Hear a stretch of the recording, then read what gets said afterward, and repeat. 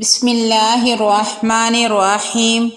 السلام علیکم ورحمۃ اللہ وبرکاتہ۔ ام المومنین حضرت عائشہ صدیقہ رضی اللہ عنہا بیان کرتی ہیں، نبی اکرم صلی اللہ علیہ وآلہ وسلم نے ارشاد فرمایا ہے، جو شخص لوگوں کی ناراضگی کے ہمراہ اللہ تعالیٰ کی رضامندی تلاش کرتا ہے، اللہ تعالیٰ اس سے راضی ہو جاتا ہے اور لوگوں کو اس سے راضی کر دیتا ہے، اور جو شخص اللہ تعالیٰ کی ناراضگی کے ساتھ لوگوں کی رضامندی تلاش کرتا ہے تو اللہ تعالیٰ اس سے ناراض ہوتا ہے اور لوگوں کو بھی اس سے ناراض کر دیتا ہے۔ صحیح ابن حبان حدیث نمبر 276۔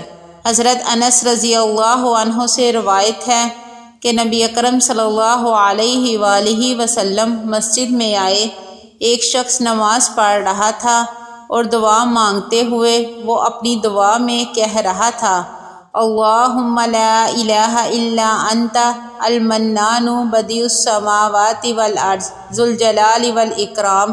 اے اللہ، تیرے سوا کوئی اور معبود برحق نہیں ہے، تو ہی احسان کرنے والا ہے، تو ہی آسمانوں اور زمین کو بنانے اور پیدا کرنے والا ہے۔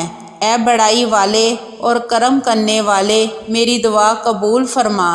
نبی اکرم صلی اللہ علیہ وآلہ وسلم نے فرمایا، کیا تم جانتے ہو اس نے کس چیز سے دعا کی ہے؟ اس نے اللہ سے اس اسم اعظم کے ذریعے دعا کی ہے کہ جب بھی اس کے ذریعے دعا کی جائے گی اللہ اسے قبول کر لے گا، اور جب بھی اس کے ذریعے کوئی چیز مانگی جائے گی اسے عطا فرما دے گا۔ جامعہ ترمذی حدیث نمبر 3544۔